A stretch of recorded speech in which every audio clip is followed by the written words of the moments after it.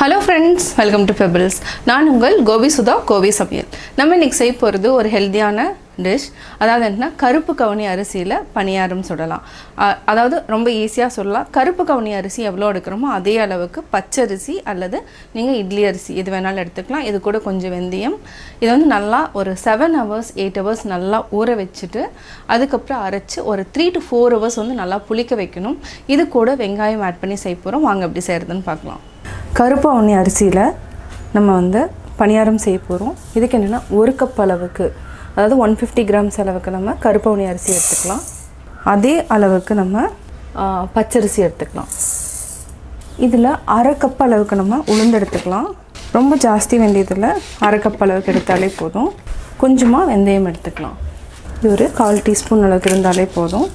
இது வந்து மினிமம் வந்து ஒரு 10 hours வந்து நல்லா ஊற வச்சுக்கணும். அதாவது 8 hours இருந்தால் கூட ஓகே தான். ஃபஸ்ட்டு வந்து 2 டைம் தண்ணியில் கழிஞ்சிட்டு ட்ரிங்கிங் வாட்டர் ஆட் பண்ணிக்கலாம். இப்போ நம்ம 2 டைம் கழிஞ்சிட்டோம். இப்போ தண்ணி ஊற்றிட்டு இது மினிமம் வந்து ஒரு 10 hours வந்து நல்லா சோக் பண்ணி வச்சுக்கலாம். அரைச்சிட்டு இது வந்து ஃபெர்மெண்டேஷன் டைம் வந்து ஒரு 3 hours இருந்தாலே போதும், நல்லா புளிச்சிரும். அதாவது வெயில் இருந்தால், வெயில் இல்லைன்னா மினிமம் வந்து ஒரு 6 hours வந்து நல்லா புளிக்க வைக்கணும். இது நல்லா ஒரு நாளைக்கு காலையில் அரைச்சிக்கலாம். Approximately 10 hours later. நம்ம ஆல்மோஸ்ட் ஒரு 10 hours வந்து ஊற வச்சுட்டோம். நல்லா ஊறிடுச்சு.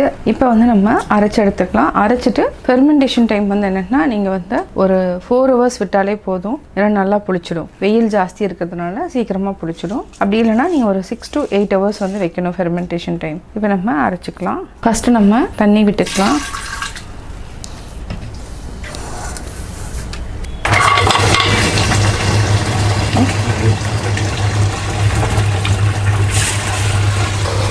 நல்லா நைஸாக வந்து அரைச்சிக்கலாம்.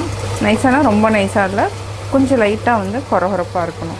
இது மட்டும் இல்லாமல் கருப்பு கவுனி அரிசியில் வந்து என்னென்ன செய்யலாங்கிற வீடியோவும் நான் வந்து உங்களுக்கு டெஸ்கிரிப்ஷன் பாக்ஸில் கொடுத்துட்றேன். அதையும் நீங்கள் பார்த்து தெரிஞ்சுக்கோங்க. அதாவது கருப்பு கவுனி அரிசி கஞ்சி, இதுலேயே வந்து என்ன இனிப்பு பணியாரம் செய்யலாம். அந்த லிங்க்கையும் நான் வந்து உங்களுக்கு கொடுத்துட்றேன். இந்த ஓரத்தில் இது வந்து கம்மியாக இருக்கிறதுனால ஒட்டியிருக்கும். தேவைன்னா நம்ம தண்ணி விட்டுக்கலாம். தண்ணி விட்டு அரைச்சிக்கலாம். இது வந்து நல்லா கொஞ்சம் கொரகொரப்பாக அரைச்சி நம்ம எடுத்துக்கலாம். இது வந்து என்னன்னா ஒரு 3 to 4 hours நல்லா புளிக்க வச்சுட்டு நம்ம பணியாரம் ஊற்றிக்கலாம். 6 hours later. கருப்பு கவுனி அரிசியில் வந்து நம்ம பச்சரிசி 1 கப் அளவுக்கு கருப்பு கவுனி அரிசி, உளுந்து, வெந்தயம், அதனோட மெஷர்மெண்ட் சொன்னேன்.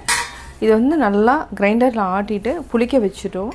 இது வந்து 6 hours புளிச்சிருக்கு. பார்த்தீங்கன்னாவே தெரியும், நல்லா மாவு மேலே வந்துடுச்சு.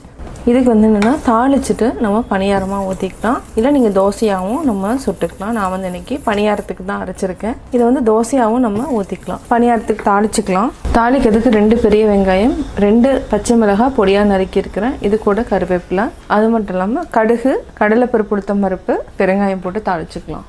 எண்ணெய் 2 tablespoon ஊற்றிட்டோம். எண்ணெய் நல்லா காஞ்சிருச்சு. இதுக்கு கடுகு 1/2 teaspoon அளவுக்கு ஆட் பண்ணிக்கலாம். கடலைப்பருப்பு, உளுத்தம்பருப்பு இதுக்கு நம்ம 1 teaspoon ஆட் பண்ணிக்கலாம். கொஞ்சம் சீரகம் ஆட் பண்ணிக்கலாம். சீரகம் வாசனையாக நல்லாயிருக்கும். பெருங்காயம், அடுத்து நம்ம பச்சை மிளகாய், கருவேப்பிலை எல்லாத்தையுமே ஆட் பண்ணிக்கலாம். நல்லா மிக்ஸ் பண்ணி விடுங்க. ரொம்ப நேரம் வதக்கணும்னு அவசியம் இல்லை, லைட்டாக வதங்கினாலே போதும். ஒரு 30 seconds வரைக்கும் வதக்கிட்டு ஆஃப் பண்ணிக்கலாம். இப்போ நம்ம தாளிச்சதை கொட்டிக்கலாம். நல்லா மிக்ஸ் பண்ணிக்கலாம்.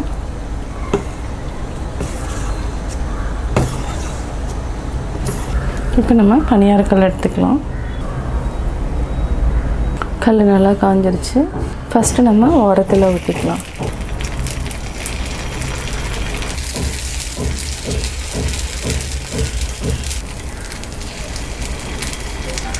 இப்போ நம்ம ஊற்றிட்டோம். மூடி வச்சுக்கலாம். நம்ம எடுக்கலாம்.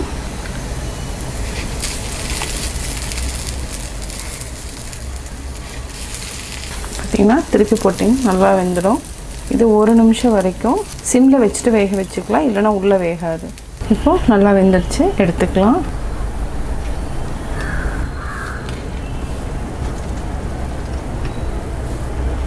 கருப்பு கவுனி அரிசி பணியாரத்துக்கு வந்து என்னென்னா இதனுடைய காம்பினேஷன் என்னென்னா மதுரை தண்ணி சட்னி எடுத்துக்கலாம், வேர்க்கடலை சட்னி, இல்லைனா தேங்காய் சட்னி. நான் இன்றைக்கி செஞ்சுருக்கிறது மதுரை தண்ணி சட்னி, அதை தான் நான் வச்சுருக்கேன். சுவையான கருப்பு கவுனி அரிசி பணியாரம், மதுரை தண்ணி சட்னி ரெடி. கருப்பு கவுனி அரிசி பணியாரம் எப்படி செஞ்சேங்கிறத பார்த்தீங்க. இது வந்து ரொம்ப ஹெல்த்தியானது. டயபெட்டிஸ் இருக்கிறவங்க, ஹார்ட் பேஷண்ட் எல்லாருமே வந்து என்னென்னா இந்த மாதிரி அரிசி, அதாவது கருப்பாக இருக்கிற அரிசியை வந்து நம்ம எடுத்துக்கிட்டோம்னா உடல் ஆரோக்கியமாக இருக்குன்னு சொல்லுவாங்க. அது மட்டும் இல்லாமல் கருப்பு கவுனி அரிசி பயன்களை வந்து நான் வந்து டெஸ்கிரிப்ஷன் பாக்ஸில் கொடுத்துட்றேன். அதை பார்த்து நீங்கள் தெரிஞ்சுக்கலாம். இந்த வீடியோ பிடிச்சதுன்னா லைக் பண்ணுங்கள், ஷேர் பண்ணுங்கள், மறக்காமல் சப்ஸ்கிரைப் பண்ணுங்கள். பக்கத்தில் இருக்கிற பெல் ஐக்கானை கிளிக் பண்ணிங்கன்னா நாங்கள் அப்லோட் பண்ணுற வீடியோவை நீங்கள் உடனுக்குடன் தெரிந்து கொள்ளலாம்.